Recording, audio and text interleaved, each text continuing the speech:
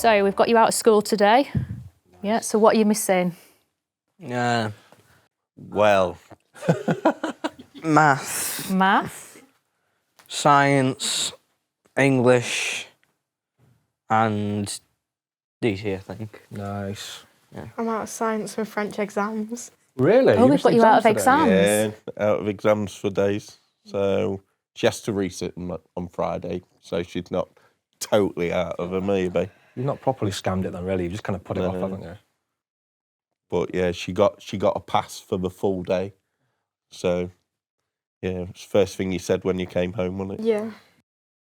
So yeah, full day off. Full day off. So how comfortable are you with your French exams? You like French? Yeah. Well, to be fair, did you have to do, was it Spanish at primary school? Yeah, we did Spanish at primary school. Kind of just sat there and didn't really understand. I understand a little bit of it, numbers-wise, but now I've just forgotten entirely.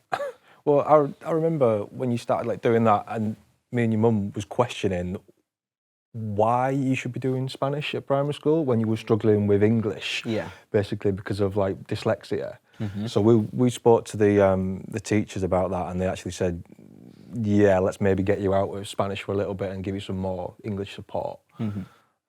So you did used to do that, didn't you, with your extra one-to-one that used to look after Macy, didn't you? Yeah, I just kind of didn't do much Spanish. I would get taken out and do other stuff like English work, maybe a couple bit of maths.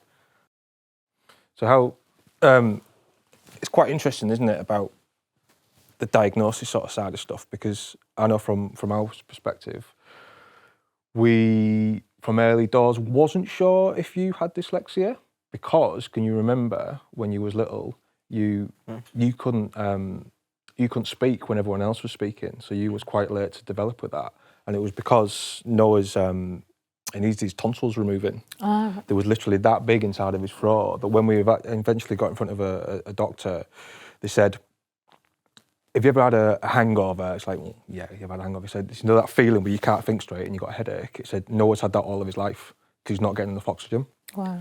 So his developmental stages is affected directly because of that. So we got his tonsils removed, and then suddenly just escalated, and then leaps and bounds caught up with everybody else. But then it became apparent, didn't it, that dyslexia as well was something that we needed to figure out and get you diagnosed for. Mm-hmm. Which is quite common, isn't it? That there's another behind the original diagnosis. There's another, whether it's dyspraxia, Puppet whatever. master. Puppet Must master. be your magic. So how, from a dyslexic perspective, how does it affect you? Is it things just jumping? Is it the background? And Well, background is quite a big hitter for it, since I have visual stress as well. So I have to have everything on a yellow background if I'm reading big paragraphs. And eventually, when we actually did find that out, I was able to read big paragraphs quite easily. Mm-hmm. Still struggled a bit, but It was really interesting. We went to a diagnosis, paid separately for it, to the visual stress, because someone mentioned it. I was like, I don't even know what visual stress is, to be honest. And I think that's half the battle as a parent. You get some of this terminology thrown at you, and you haven't got a clue what half of it even means. It's like, okay, then fine, we'll look into that. Right, okay, that's something else that we can try and address. But yeah, literally the visual stress thing was, went for a test, got Noah to read off of a piece of paper, and then it was just absolute gibberish, basically. So it wasn't something you could memorise, it wasn't like a story. So just reading words out, and then they tested how many words you could read during that time. And then they changed the colour of it, and then repeated the exercise, and I think it was something like you read something like 7 times more information, just because of the change of colour. So if you can imagine that, basically, how the speed of which Noah's brain could process that information just because of the colour of it, it improved 7 times more just by changing to yellow. wow. And it's just like, okay, then that's going to be an absolute game changer for a start. But it's separate to dyslexia. Yeah. Basically. So what is visual stress? What's it defined? Well, is it just because he's? I actually don't know where it comes from, basically. But if you can change the colour So it's actually either by the change of the glasses you can wear in.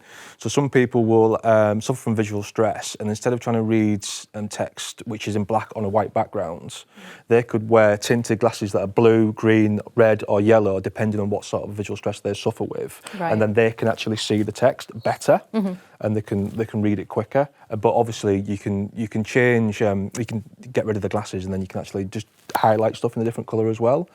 So for Noah, with school, he gets his work printed on a yellow paper.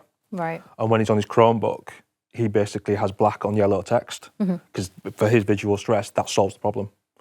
Okay, so then when he gets to like the exam time, what happens then in terms of support? Well, I don't know, to be honest. I mean, we've got a case with the school where they're aware that Noah requires a Chromebook, basically, to do his work on, and that's been the case since he went from primary school. So then we've kind of like passed the information on, and they've accepted the fact that that's what he requires to learn. So in theory, he will be allowed access to a Chromebook when it comes to exam time as well. But I'm not really concerned about that, to be fair. I'd rather be more focused on emotional well-being and stuff at school rather than worrying about GCSE results, because for me, that's not my really main goal from getting through secondary school. How old was Noah when he got his diagnosis? 6 or 6. 7, yeah. I still remember it. Yeah. You remember it? Yeah, I remember bits of it. That's probably important. Forget things from 5 minutes ago, really. Anything important I remember. So what do you remember? Well, I remember going to like a room where no one else was in there, and Miss just kind of gave me a piece of paper, she started talking to me about stuff, and I just kind of written some stuff down, and then I needed to read back my own writing, which I kind of struggled a bit with, and just kind of get my words out and read in general. And then I got it back, and it said I have dyslexia, which was kind of a good thing, really, because I didn't know that I had it before, and I was just thinking, why am I different? Why can't I do it? Why do I struggle with things? But then when I got it, I thought I have an answer now, and I know kind of like where I can go to not fix it, because I can never get rid of it, but kind of help myself overcome it.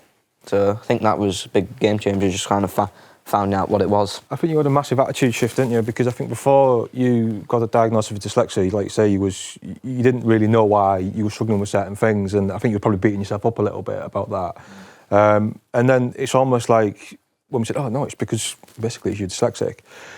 I think your attitude changed towards learning. I just went, oh yeah. I think you kind of wore it a little bit like a badge of honour. Yeah. You know what I mean? Rather than something to be concerned about. It's like, okay, it's because I'm dyslexic. Okay, that's fine. I can deal with it now.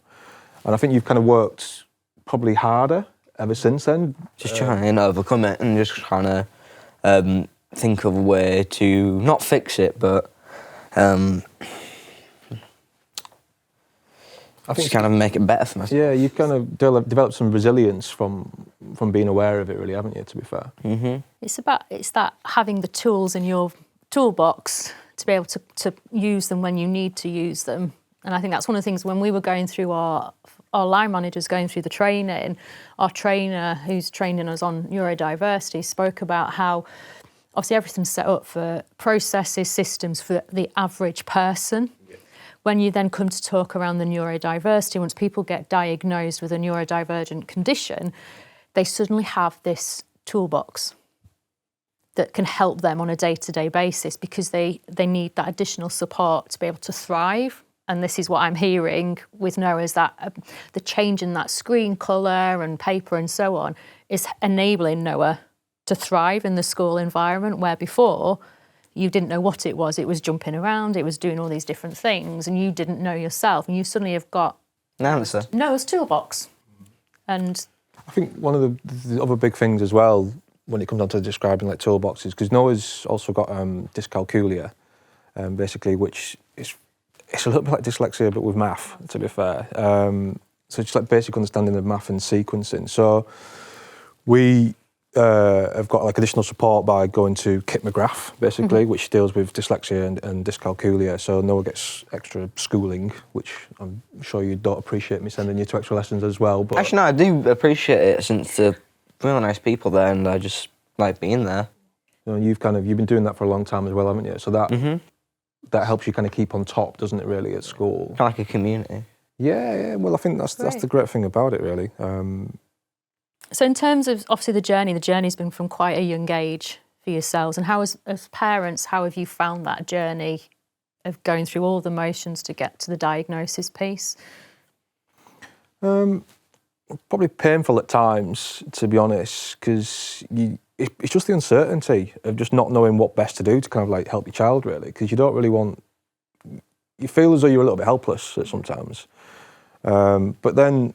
I think when we got the dyslexia diagnosis and then Noah's dyscalculia and then dyspraxia as well, you start to understand your child and then basically where they are going to struggle, and you can start to have a bit more rhyme and reason, and then try to put like support structure in place, basically on understanding the issues a little bit better. Because, I mean, with the dyspraxia thing, I mean, you're probably better at describing what dyspraxia is than what I am, because you're the one who's got it and stuff. So why don't you talk about it?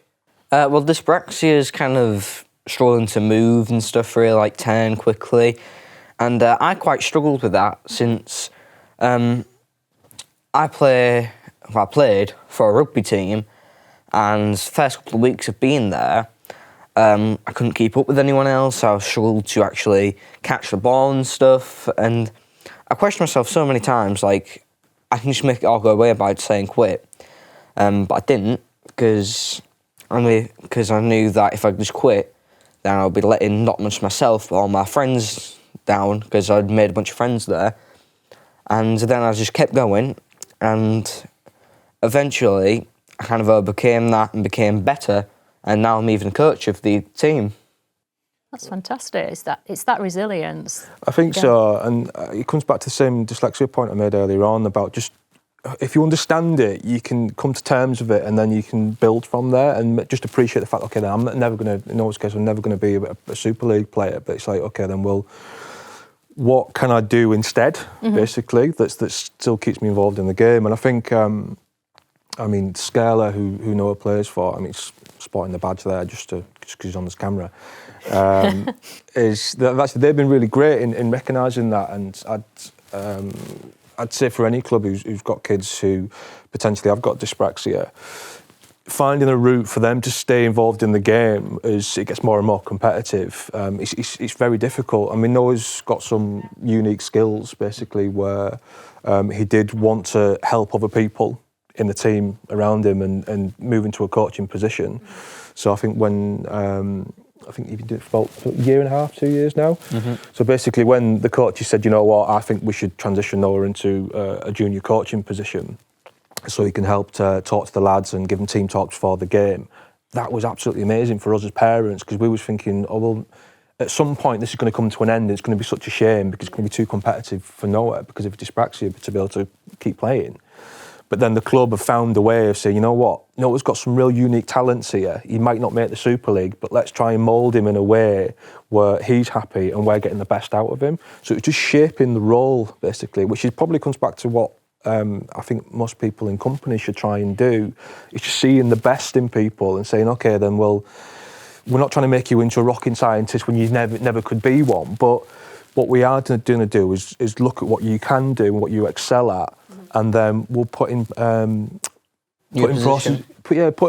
mould a position that really caters towards your strengths, and then we'll try and compensate for the areas where you are a little bit weaker. And that's something, it's quite interesting that you've said that. So one of the things that we're looking at is this whole job crafting piece, which is exactly what you've just described, is Scurla looking at Noah's talent, skills, what does he bring, what's his amazing uniqueness that they can then utilise in the workplace, in the club, and then benefit from that. And it's getting not just football, rugby and so on, or workplaces to look at it and go, actually, what do we have? Where have we got people that are quite happy doing these things, but that's their skill and we can benefit. And I think it's great to hear what they've done, because that's a shining example Of how to change. how to do something and actually enable an inclusive environment as well, so everybody's included and can take part. And I think it's brilliant, and you've got a great opportunity there. And do you enjoy it? I very much enjoy it because I struggle to do stuff, but now I don't need to do that, but I can still be with my friends and make them excel in the things they're good at by just being there to help them out and help train them. So do you plan before you go into your sessions? Come on, no, you don't plan at all. No. Plan or just wing it? Oh, that's my catchphrase, wing it. Well, I think one of the great things that I found from one of Noah's strengths that was recognised quite early on with the rugby was he sort of like found himself being the club captain, despite he wasn't really got a lot of game time. So even though he wasn't the strongest player, the coach could see something, right, okay, well, you can be club captain. So then Noah started doing like speeches and stuff before the game to like give the lads, get them ready for the game, get them all riled up. And that just kind of became a regular thing. So it was like before the game, and then it was at half time and stuff. And to the extent where when we have presentations and stuff now, there's an expectation that you have to do a speech, which usually ends with the same comedic line, which we're probably not allowed to say on camera, to be fair. Yeah. And how do you feel doing the presentations? I feel like when the presentations happen, most people think it's quite a lot of pressure, but I find it's quite easy, since I know everyone's going to listen to me. They're going to think, hey, it's not that, it's good that he's done stuff. And I think all the boys support me when I go to do that, and they all cheer me on when I'm going on the stage, because they all like me and stuff, and I appreciate all of them for helping me out, just make me confident going up on there. I think you have got a good bunch of lads there, because I think it's quite difficult growing up, and I mean, I don't know how Daisy feels on this one, but just trying to find a supportive group of people around you that kind of understand you. I think that's like a real hard battle with friends, because I know some are like, I don't know how girls are, but like lads can be a little bit self-involved, I would say. But I know from Noah's experience with his mates that they kind of, they really look after him as well, but they also tolerate the fact that sometimes Noah can't get a story out. It'll take ages to get to the point and stuff, and they're quite patient as well with him. And have you grown up with those children? Yeah, because when I actually started primary school, I really struggled to actually make quite a few friends, but then I met my first best friend, George, right? I'm still best friends to this day, and then he introduced me to Scarla, and all the people there were really kind and stuff, and I became really good mates with them, and we just all grew up and got older together, and now we just hang out every lunchtime, and yeah, just together. So it sounds like your journey's been, obviously you've had a long journey to get where you are today, but there's been some real positive outputs of everything that's happened, the rugby, your friend, all of that.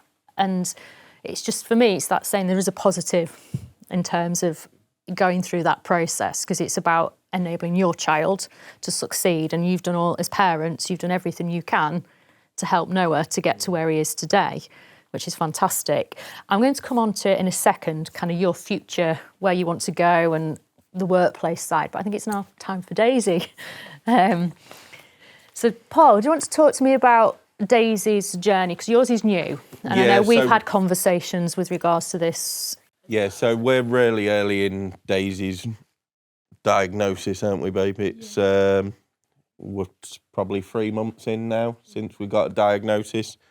We kind of spoke to the school because we was having issues with detentions.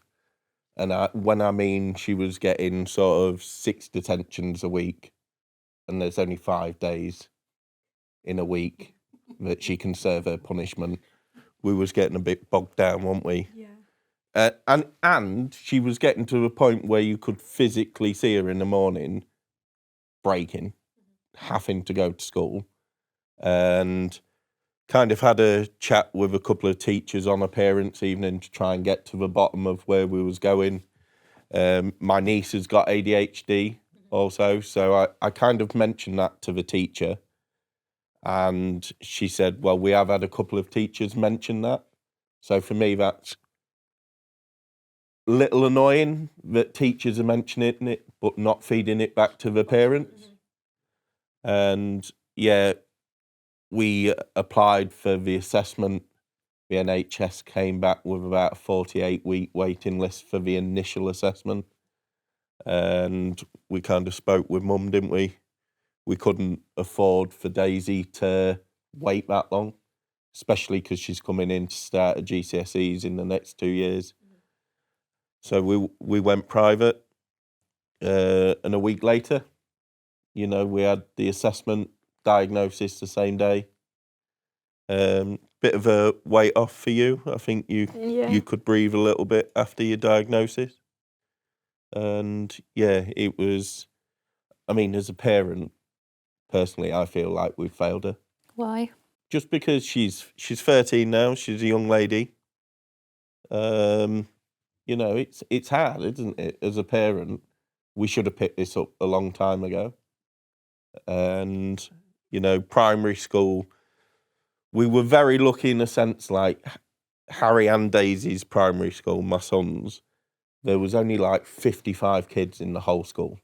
It's a very rural setting. And, you know, Daisy is great.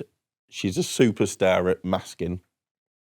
And masking is where she'll do whatever it takes to fit into her surroundings. Mm-hmm. And you still do that on a daily basis at school now, don't you? Yeah. And how do you find that having to put that mask on? Really tiring. Mm-hmm. Like, I'll get home and I'll have like hour naps every day. You see it on her face, like she's physically and mentally exhausted. Mm-hmm. She'll come home and you don't hear from her until about 6 o'clock in the evening. And that's when she's sort of recharged, and then she's up and she comes down. But yeah, I mean, for me, yeah, feels like I failed her in a way that we're at this stage now. School are getting better. They are a bit better, aren't they? Yeah. With the understanding. So what have they put, like the educational plans in place? Yeah, so we've got plans in place. For Daisy, a lot of it is understanding from the teachers. They had a image of Daisy, which was a trouble causer. Sort of the impulsivity for Daisy it can be horrendous, can it be? Like, so what kind? So how?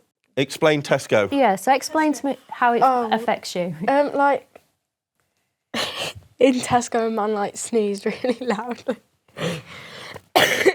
and I just shouted "bless you," and like without even thinking, she's just like "bless you," mm-hmm. and like there was an incident in class where the telephone was ringing, and she just went "hello," like because the phone's ringing. Normal process would be for someone to answer that phone and say hello. Mm-hmm. So Daisy didn't answer the phone, but just said hello out loud. And as a result, did you then get into trouble for doing that? Yeah. Was it an after-school detention, that one? Yeah. We don't like after-school detentions, do we? Because the only person it punishes is me and your mum, innit?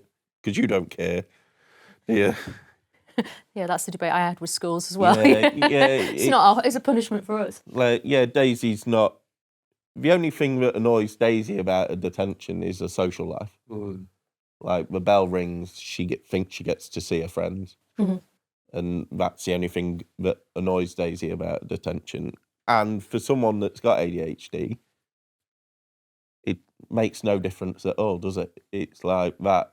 That's who they are. That's their. But to somebody, a teacher, they don't see it that way. And I get that they've got a full class that they have to teach. Do you think now then that the diagnosis is in place that the school will react differently to similar situations happening in the future? Some teachers are. Mm-hmm. We've got a set amount of teachers that don't care that Daisy's got ADHD, in my opinion. Mm-hmm. You know, and I'm not asking them to let her get away with murder. No. But some of it does fall on them that they have to catch her before it escalates. And they see more of Daisy than me in the week, you know, so they should see the triggers that are going to set her off and catch that and just send her outside for 5 minutes. Just some teachers, like I say, are great, like French, she'll walk in the class and there's a pen and paper just for her to doodle on because she knows to keep her mind occupied while she's sort of setting the class up, which works. Yeah. Yeah. And you didn't like that teacher, did you, before? But, like, she is one of the teachers that are really supporting you at the moment. It's like she's working to understand and make sure it's putting those techniques in place to support you, to keep you in the best you. And when we was getting the diagnosis, the therapist that was going through it with you, she was lovely, wasn't she, at the end of it? She could see that Daisy was getting to a point where she wasn't taking anything in anymore. You know, mentally she'd switched off. Yeah.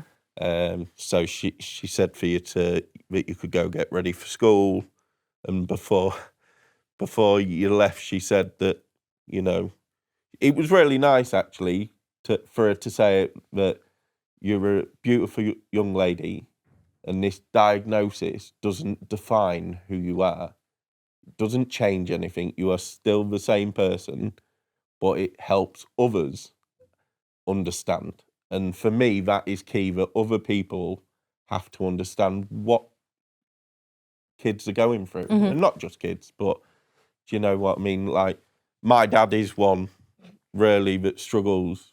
Like, he doesn't see it as an issue. He's like, she's just naughty. Do you know what I mean? And that's a generational thing, though. But it is very much so. But that does go back. If I go back to when I was at school, we were all probably a similar age, and we went back to school. We didn't have any of this. We didn't have Senko. We didn't have. You went and terminology was still being defined. And what I'm seeing in the position that I'm in from an HR perspective is starting to see adults of my generation suddenly going through that diagnosis themselves, because they've suddenly gone, hang on a minute. I've had all these challenges throughout these years, and suddenly I'm getting trained, the definition of different neurodivergent conditions. They're going, actually, that's me. So they're then going through that process themselves. But after that training, the neurodiversity training that we had, how many people have come to you and said, I need testing? Like, I know I have. Yeah. Because, like, especially going through it with Daisy, like, there was a checklist that you go down and you have to check. Me and the wife was going, yep. And then the wife looks at me and go, are you kidding? Yeah. I'm like, what? She's like, you do all of this, you know, but it is just sort of figuring out, you know, how to proceed. And I think you are changing as well. Me and Daisy used to clash a lot. I used to dread going out, didn't we? We'd fall out. We didn't say nice things to each other, did we? And like, for me, I'm having to relearn how to parent. And are you getting the support following that diagnosis for you and your wife in terms of the different things that you need to look like, different techniques? Or? Yeah, so modern day podcasts are great, listening to podcasts. And to be fair, that we are quite lucky in the way that if we want the support, we can go out and pay for it. Yeah. You know, you prioritise what you want. And we are lucky that should we need any sort of guidance, we can go out there and get it. But podcasts are great to listen to, especially when I'm travelling for work. You know, I sit there and I'm like, that's me and Days. There was one article about arguing with your daughter, and, you know, like, Daisy has a wardrobe, don't you? What's that? All your clothes on the floor. Yeah. You don't hang them in a wardrobe. That isn't going to change anytime soon. So why should I make a big deal out of that? Yeah. Do you know what I mean? Because the only person it's aggravating is me. It's picking your battles. Yeah, because she doesn't care. She knows where she knows where it all is. Yeah, you don't, do you? You just. No. But again, like learning about that, it's like we have to tell Daisy, go up, sort your drawers out. Can't say, go and tidy your room, because she goes up, sits on the bed, looks at the bomb that's gone off in the room the day before, and she's like, where do I start? It's that So overwhelming. we have to give you direct tasks, don't we? Like sort your drawers out, sort your makeup station out, hang your clothes up. And we make ground on that way, don't we? So on the back of the obviously diagnosis, how do you now feel? Because obviously from what your dad said, you've gone through this piece of detention and so on. Better.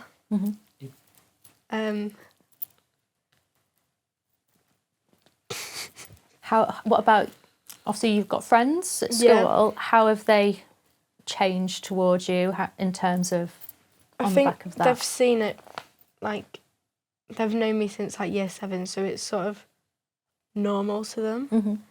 Because, like, they've seen it, so like... You're not any different to them. No, yeah. Yeah.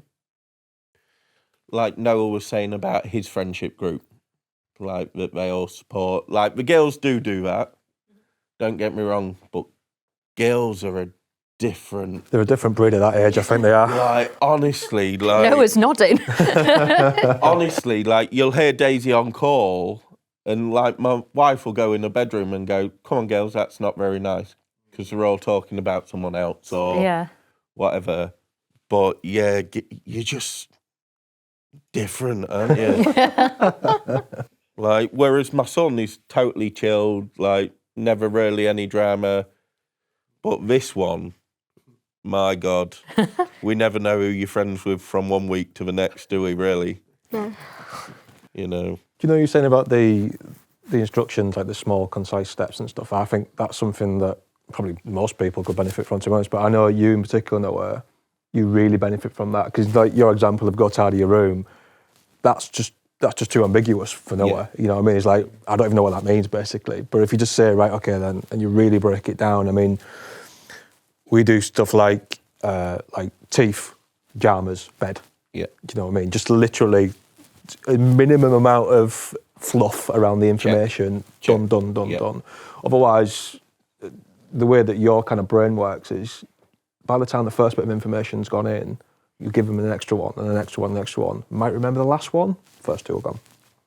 And you've always been like that, haven't you? So short, concise instructions, I think for anybody who's kind of got autistic traits or somewhere in the neurodiverse spectrum, it's like that really is important. And I think that's something that in the workplace as well we can benefit from, because there's a lot of additional information that can really overwhelm certain individuals, especially when it's in written form as well. Yeah. And I think it's that, what I'm seeing as well is the burnout piece. So if you're asking somebody to sit and look at data or even to read something for a very long period of time, the brain then becomes very overwhelmed and very tired. So that individual then needs that break to go and recharge. How do you find that, Daisy, in lessons and stuff? Do you feel as though, like, by the time you got halfway through the school day, you just want to go to bed? Yeah. So Daisy is naturally intelligent. She really is. She gets that from her mum. She gets her looks from me. Certainly don't. But we found with Daisy that it's like 20 minutes is the optimum sort of learning time. Yeah. And then you need your break, don't you? So she'll get a timeout card where she can go out just to break up from the norm of learning, and then you come back in. Like anything. Is that you implementing that at home though? No, that's a school thing. So they managed to bring the to school. Yeah. So that was school. Like anything, they can abuse the timeout card. You know, like meeting friends in the toilet at a certain time and stuff like that. Nice.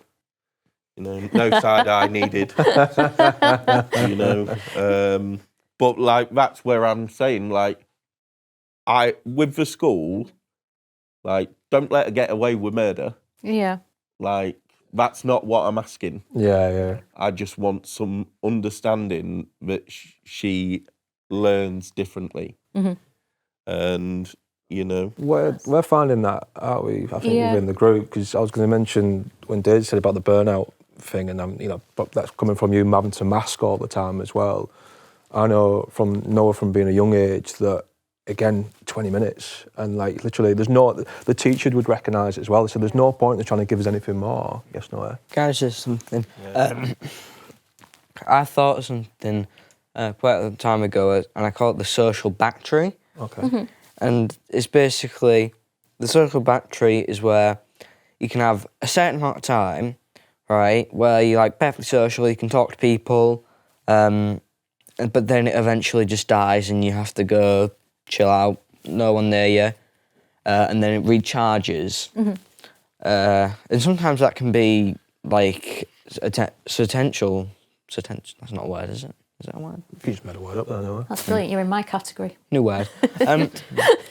And basically, with the thing, people who need a break from just talking to people and they need to just go have a walk or something, that's how they recharge their social battery.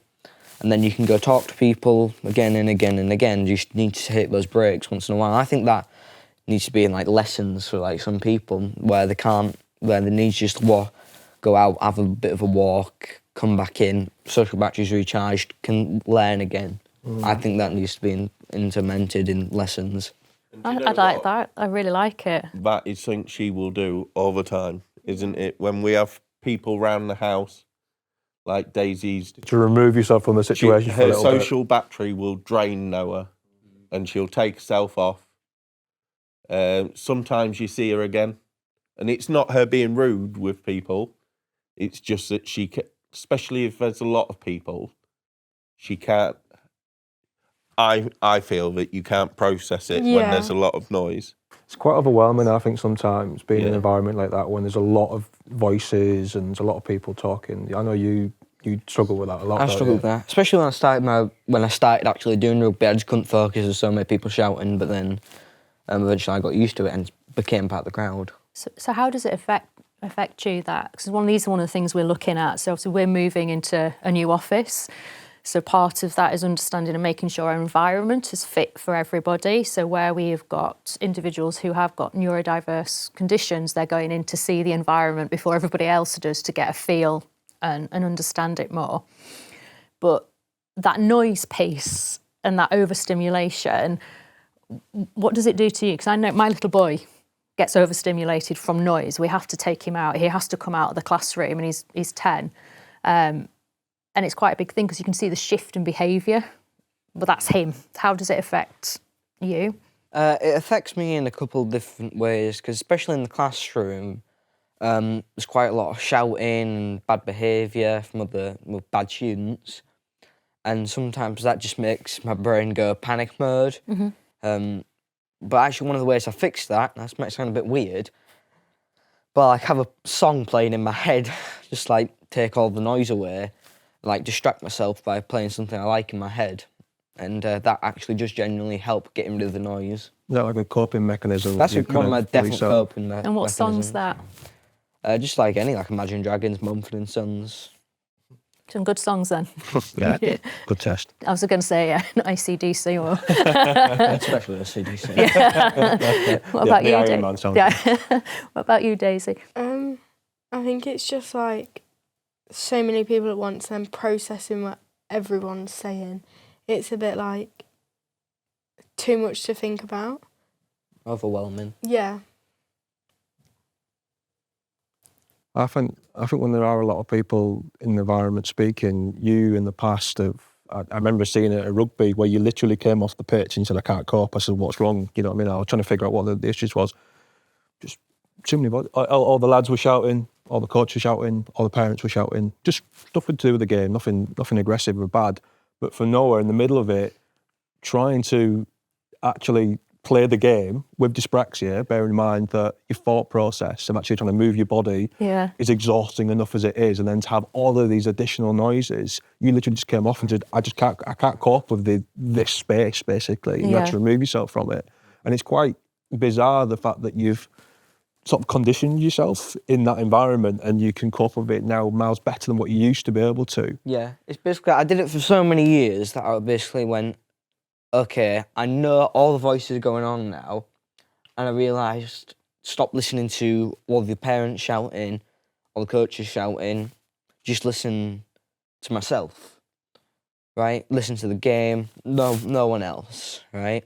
No one else matters. So you've managed to tune other people out, haven't you, just from doing it and doing it. Yeah. I think that's what you struggle with. You can't. Yeah. Can you? You can't.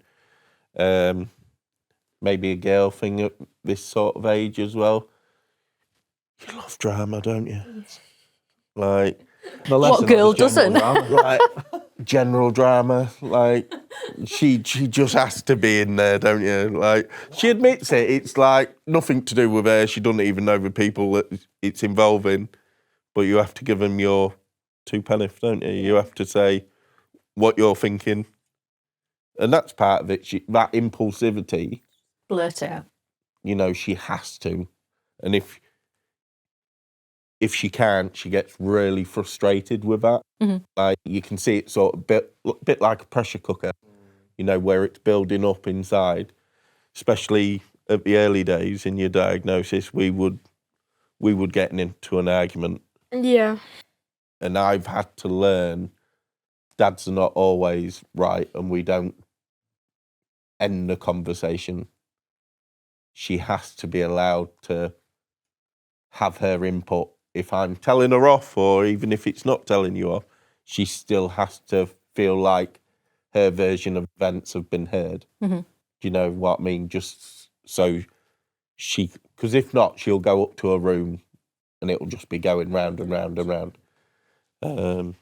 We have something similar, don't we? Mm-hmm. I just can't process if I'm saying something and then someone interrupts me, right? And I mean, just like talking, telling my side of her story, and then someone interrupts me mid sentence, really.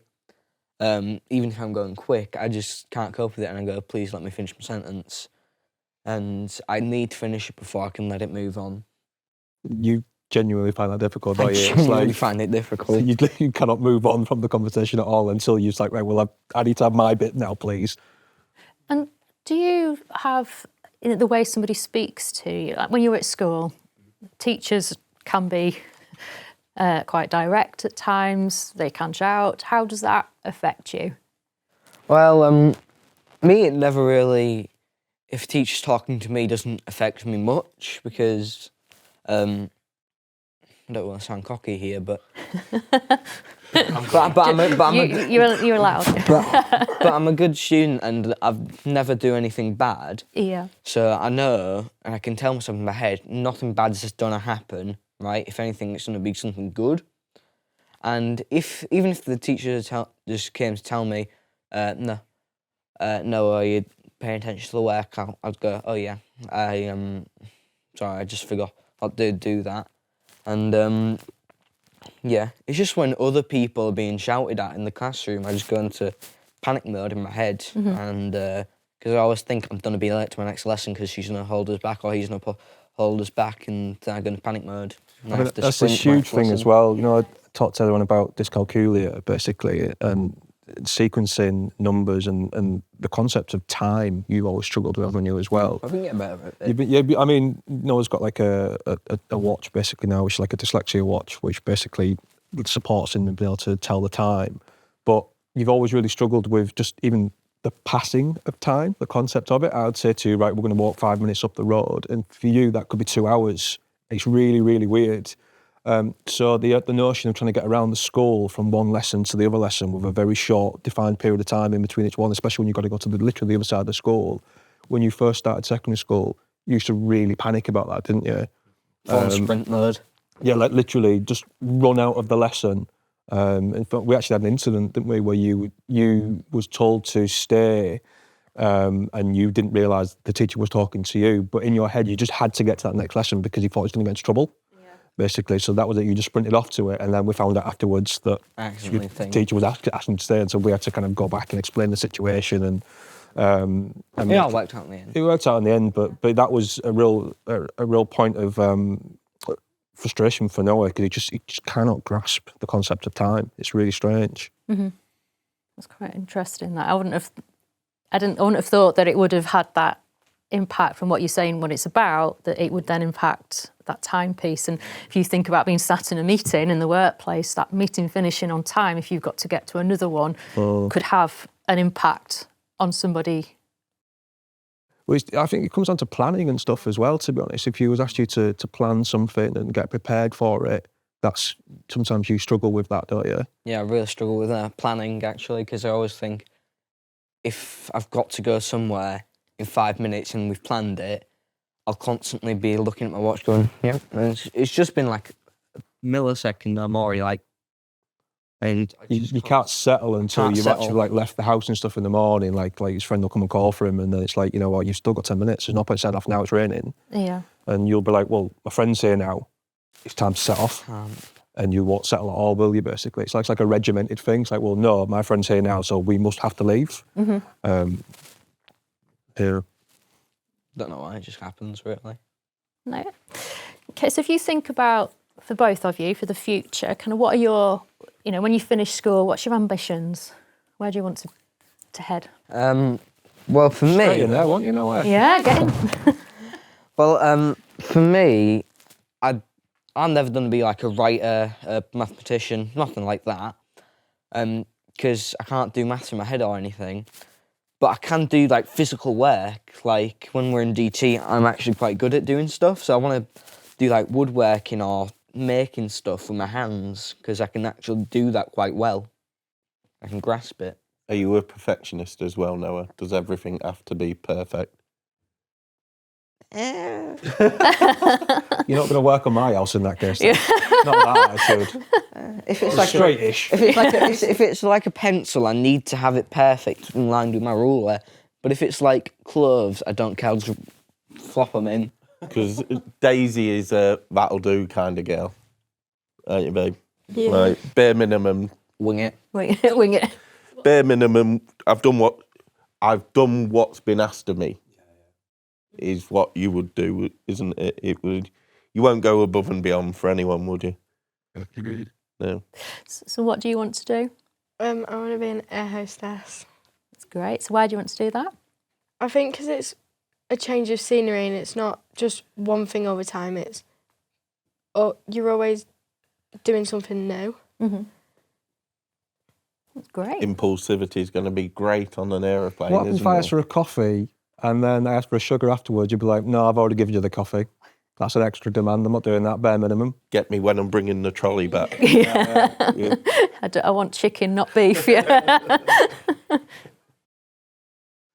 Yours has changed, Noah. When you were younger, you wanted to be like the scientist and then an astronaut and all the rest of it and stuff. So you kind of changed your tune there a little bit, I think. Yeah, like when I was younger, I didn't actually know I had all these things, and I did struggle, but I had quite a wide imagination. I thought I'm going to try and do all these massive things, but now that I'm a bit older and I know I've got all these things, I've like thought into myself in my head, I can still do these things, but I want to do something which I know I can be good at, is realistic, and can genuinely get me quite a bit of money so I can enjoy my life. So that's really what I want. Well, what happened to like starting your own business? Because for the previous 4 years, all I've heard from you is you're going to be an entrepreneur. Yes.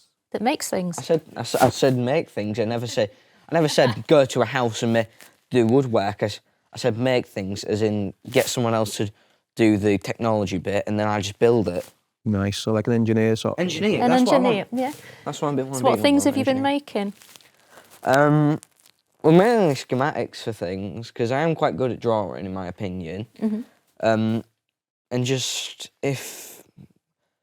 well, my granddad, he actually, whenever I need help building something, he'll call me over, since if I've done one thing, I can repeat it, and I can repeat and repeat and repeat and repeat, over and over and over again. I just can't have a break in between it, or else I'll forget and I'll have to do it again. But then I'll remember it after I've done it, say, 50 times. Yeah. Which is quite a lot. But that's what it comes back to, different learning styles and stuff, and then trying to, as you grow up, figure out how you learn. How you learn, yeah. And how you can set that into adulthood and the workplace as well. Because, I mean, for you, Noah, I know if I gave you a list of instructions on a piece of paper, for instance, yellow or not, that wouldn't be your ideal way of learning. Your ideal learning was like, can somebody show me how to do it, and I'll get hands on. Ideally, a video or a physical presentation, or after that, it would be someone talking to you ahead of a piece of paper, and the information would sink in that way, wouldn't it? Mm-hmm. Videos are quite a good contender for me, since the rewind button is probably the best button ever, because I can do it again and again and again forever, right? And it will sink in eventually, because I've just had it repeated for me, because the teacher can't do that. They need to go, right, explained it, I need to go explain to all the rest of the class, and then move on to something else. Video, I can do it forever until it actually works. So that's why I prefer video. I think that's something as well, like in the workplace as well, that we could always strive to improve on. It's just it's the different formats of information, of how it's communicated, depending on what people's preferred learning styles are. You see a lot on, like, when you go into training courses and stuff as well. Sometimes it'll be too regimented, and someone will put a PowerPoint presentation up, and then half the people in the room are just switching off. Yeah. Because I just can't learn like that. And then others, you'll have a speaker who'll get up there and they'll start talking and they'll be really engaging. You know, I absolutely love that. I remember everything you say. The information was the same, but just delivered in a different way. But for me, it's that piece of a line manager understanding the different learning styles to be able to flex. To get the benefit, and not taking that one-size-fits-all approach, because we're not in a world of one-size-fits-all anymore. It's easy to do, though, isn't it? It's an easy option. It's everyone else does it this way, you've got to do it this way. Yeah, but it's that you're not getting the best out of everybody. And, you know, if we go back to, obviously, you talk about the workplace, for Daisy and Noah, for you as the generation that will be coming through in the next couple of years, obviously get through your exams and through cabin crew academy and wherever you go next to learn how to further develop your building skills and making things. What do we as an employer need to really think about for you when you come and enter our workplace? What do you want to see? Well, if I'm never going to get employed to do that, I'd really want to see, like, if someone gives me instructions to build something, like, oh, can you build us a skeleton out of metal, right? And would need a video of how to actually do it, right? And then I'd be able to do it in real life. But, probably. I think for me, one of the biggest things is the not having a blanket approach, basically. And actually, when anybody goes into the workplace, them as an individual know basically what they require. And I think it's quite easy to just use like the terminology like autistic, for instance. It's too broad. It's too broad, yeah. Basically. So that as a conversation, or as that as something on a piece of paper, is insufficient for an employer to be able to say, okay, then I know how to help you now, basically. So I think for anybody going into employment, ideally what they would need is an employer who's willing to sit down and have that conversation with them right at the beginning, completely transparently, and just say, what do you need from me to help you, basically? Yeah. But it's equipping the child with the right terminology and an appreciation of what they require to then go and have that conversation when they become an adult. And then also keep revisiting that conversation, because the more comfortable they become, the more they're going to open up. Yeah. Because, like, you asked Daisy a question like you've just done, and I can tell that that's... Whizzing around. Yeah. Yeah. Straight away, and she feels like she needs to come up with an answer just like that. Brilliant.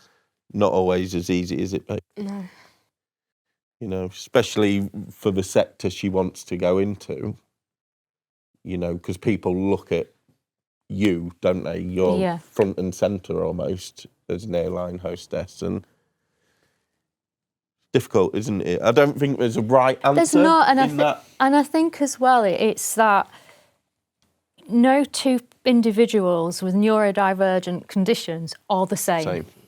They have so many different characteristics and traits. There can be more than one condition going on, and it's accepting and understanding that there will be difference. You cannot do that right, I'm going to have to look after this person in this way, or I've got somebody else come through, I'll do the same. It doesn't work because things affect differently. And as you said, it's about having those early conversations, but also it's about Noah and Daisy feeling comfortable to have those conversations. So you as an employer have got to be thinking ahead of how can you soften the language to enable people to go, actually, can I just flag that I have and need some additional changes made to enable me to enter that workplace. Obviously, the training piece. We've just gone on that journey at John Good Group. We're equipping our line managers because of what we're seeing. But also we want to support people to make sure in our teams we have got everything to make it a really positive experience. I think you have to have an open approach, don't you? Yeah. You There's not have to be open and open enough where people can come to you. For anybody coming into it who, because I mean, a little bit like yourself, it's like if a diagnosis comes at a later age, you might have felt as though you couldn't talk to anybody. But actually, because culturally we've all got things set in place, it's like, I can have those conversations. I do feel cool about it because I know I'm going to get the support. I think for me, that's a massive part of what any company should try and achieve. Yeah, it's about having that culture where you can talk, as you say. And obviously, as a business, we are looking at so many different things at the minute, but it's about people are comfortable having that conversation and it's not that elephant in the room. And that's a big one for me. And it's about us doing the right things. And you'll see in a lot of our videos that we do, we talk about it's the right thing to do. Because we don't want to be seen to be a tick box, because that is not who we are. It's the right things. It's done from inside, because we want all our employees to thrive, to be the best, to not be chimping, as we've done on our T2. We always want them in that best self. And if we can help people to be in the best self by having that right culture, our managers are open enough for people to have those conversations. The way we recruit, we're considering all the different aspects in terms of adjusting processes. I've recently been to an event and spoke to a young lady who, she's dyslexic, just like yourself, Noah, and she's been put off by the processes that employers are putting in. The lengthy application forms, tests online that you've got to do in a set period of time that is just not possible because the screen was jumping around. You're looking at your websites, what's the colour of them? Can you change the background? Have you got the tools? And we're looking at a tool to look at how can we adjust our website to make it more friendly. So it's all these different things, and I'm not professing that we're the best right now because we're on a journey, but we're on this journey of understanding, learning, and making our workplace more inclusive. And they're the right things to do because we are wanting to attract that next generation. And I know from my experience, seeing my own little boy and the number of children in his class, where there are a lot of neurodivergent children, we've got a lot coming through because we're doing more now. So we've got to be set up and to be right for those to come in. And that's it's a big thing to make sure, and there's a lot of work to do, but it's the right work. And that's the important piece. I think, like you say, it's the right thing to do, isn't it? And I think having these sorts of conversations helps everybody just gain an understanding of it. Because I think there's the neurodiverse and there's neurotypical. I think anybody who's neurotypical trying to put in processes into place without actually having conversations with somebody who's neurodivergent, you're at a disadvantage because you don't understand, basically. No. So those conversations is the starting point, I think, to actually put in some sort of framework that has to be flexible. So then we can, or any organisation who has the appetite to try and do this can support people when they come in and join. And that's for the next generation, 17, 18, going into employment, but for people who are diagnosed in later life as well. And we've not even touched upon people who've suffered a brain injury or something like that as well, because that's an interesting aspect of it. And so... And I know he won't mind me saying this. Obviously, my husband's had a brain tumour, we were just saying beforehand. He just had another positive scan, which is great. But even those types of things, the tumours, as you said, a brain injury, a stroke, they can create acquired neurodiversity, which suddenly you start seeing loved ones having the characteristics and traits of a particular neurodivergent condition. So employers also need to be mindful of that you can see that change. You can see a personality change. You can suddenly see things coming through that you wouldn't have had before.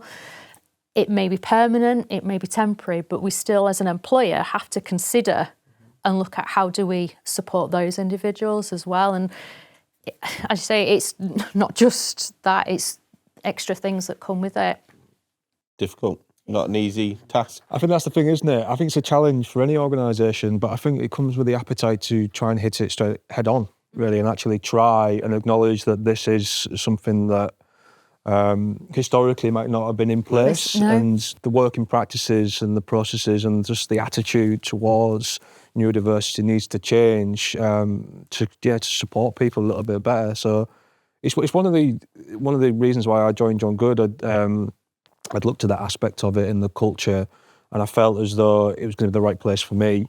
And it's really interesting that although we're on the start of our own journey, because we've got the right attitude towards it, I feel as though we're only going to improve. And hopefully by doing videos like this, we're going to help other companies as well to think, you know what, we need to up our game as well, and we need to be considering this. Yeah, bringing it to the forefront rather than sticking it behind the couch and we'll get to it later. And I don't think you have to have all the answers either to talk about it, because I think that's a massive thing. Because I think even if you start to talk about these things, oh, what if we say the wrong thing? What if we use the wrong terminology? Oh, we haven't got things perfect yet, so do we feel confident to approach these subjects? But I'd like to think that even though we're not perfect, it's still good to have these conversations and to try and plan and look for improvement rather than just, put it over there in the corner.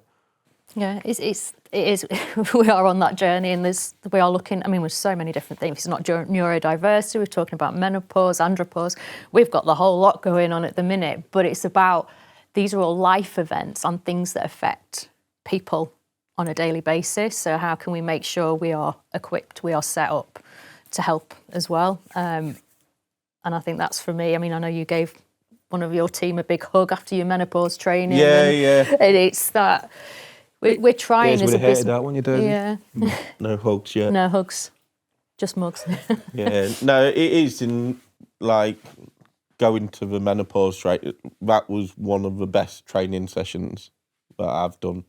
Was the menopause one, just for awareness, was insane. Really, I had no idea, and I don't think a lot of people. Nobody does. But then, I mean, obviously with our neurodiversity training, the gentleman we're using, he is neurodivergent as well. And for me, that's a big thing, because I want our managers to see that and hear it from a lived experience, what it's like, what they've had to encounter in the workplace. It's so much more valuable, I think. It is, yeah. And it, more again, hard-hitting, isn't it? It's hard-hitting, but it's also, again, it's back to that engaging piece. We've got individuals in our business that are asking if they can do something for, I think there's Autism Week in April. They want to do something to raise awareness, and that's coming from them. And that's big for them because it's taking them out of their comfort zone. But they want to raise awareness in the business. And I think it's a great thing. And it's, very, for me, happy for you to go and do that, because it's just helping others, and you never know what might come out of on the back of that as well.